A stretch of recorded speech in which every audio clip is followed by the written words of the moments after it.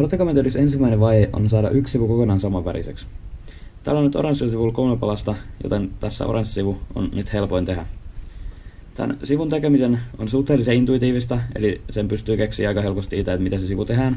Ja esimerkiksi tässä, kun meillä on 3 palaa ja tässä on 4, se voidaan laittaa 4 ihan vaan näin. Nyt meillä on tällä sivu, ja huomatkaa, että meillä on sivu, mutta sen ei tarvitse olla kerros. Eli näiden paloja ei tarvitse olla oikein suhteessa toisiinsa. Sitten kun meillä on yksi sivu tehty, niin me laitetaan se tänne alas. Ja seuraava vaihe on OLL, jossa me siis käännetään nämä vastakkaisen sivun palot silleen, että myös tämä vastakkainen sivu on vain yhden värinen. Tässä on 7 eri tilannetta, ja mä nyt käyn ne kaikki läpi algoritmeineen.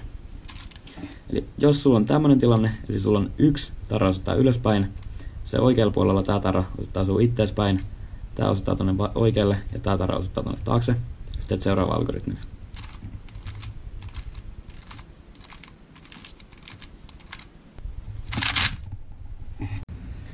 Sitten jos sulla on puolestaan tämmöinen tilanne, että sulla osoittaa taas yksi tarra ylöspäin, mutta tällä kertaa tässä vasemmalla puolella tämä tarra osoittaa sun itteespäin, tämä osoittaa tuonne vasemmalle ja tämä osoittaa tuonne taakse, niin laitat tonne ja tästä kulmasta tehdään tämä algoritmi.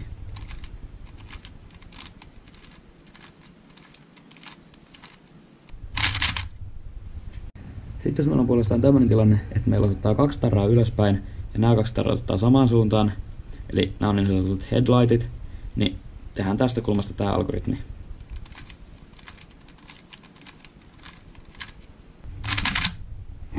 Sitten jos meillä on tämä tilanne, eli meillä osoittaa 2 tarraa taas ylöspäin, mutta nämä 2 tarraa osoittaa sitten eri suuntiin, tehdään tämä algoritmi.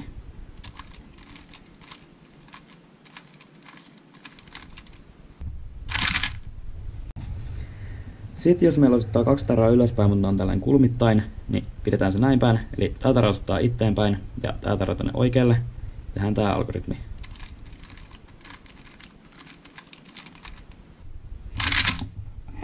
Sitten jos meillä on semmoinen tilanne, että meillä ei yksikään tarra osoittaa ylöspäin täällä. Ja tässä on osoittaa nämä samaan suuntaan, että tässä on headlightit ja myös täällä takana on headlightit, eli nämäkin osoittaa samaan suuntaan. Tehdään tämä algoritmi.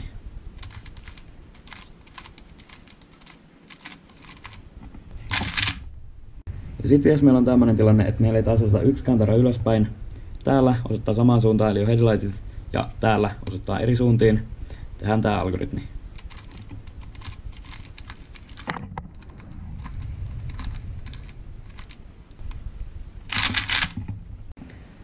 Sitten kun meillä on 2 sivua tehty, niin seuraava ja viimeinen vaihe on PBL, jossa me ratkaistaan nämä loput palat oikeille paikoilleen. Tässä on 5 tilannetta, jotka mä kans käyn nyt läpi jokainen yksitellen. Jos sulla on tämmöinen tilanne, että sulla on 2 tämmöistä palkkia, eli palkki on siis 2 samanväristä palaa vierekkäin, eli nämä siis kuluu vierekkäin. Jos sulla on molemmilla sivuilla yksi semmonen, niin ota ne tähän eteen ja tee seuraava algoritmi.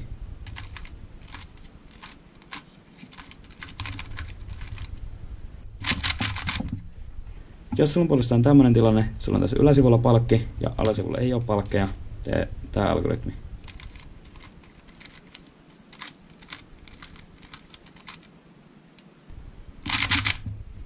Sitten jos sulla on tämmöinen tilanne, että sulla ei ole yhtään palkkia kummallakaan sivulla, niin tää on näistä helpoin, tää on vaan 3 siirtoa.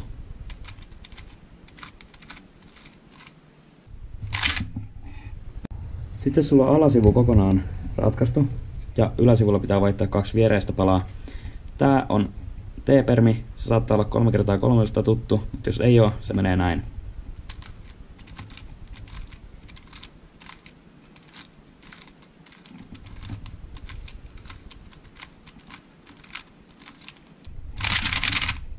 Sitten sulla on tämmönen tilanne, sun pitää vaihtaa 2 kulmittaista palaa, eli että täällä yläsivulla ei ole yhtään palkkia, mutta alasivu on ratkaistu. Niin tää on Y-permi, ja tääkin saattaa olla 3x3 tuttu, mutta jos ei ole, se menee näin.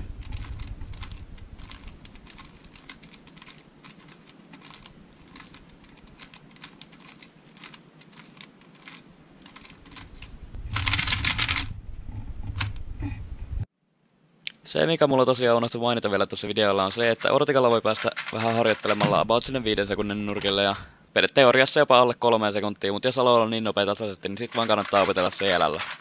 Jos haluatte nähdä siitä tai jostain muusta videoita, niin jättäkää toki kommenttia, ja mulla on nyt joskus lähitulevaisuudessa tulossa jotain videoita isoista kuutioista, mutta ne saattaa venyä sinne joulun tienoille tai vähän sen jälkeen, kun mä saan vähän parempaa kameraa sun muuta. Joo, tää video oli tässä. Kiitti kun katoit. Tykkää vaikka videosta, jos opit jotain ja nähdään ensi videossa. Moro!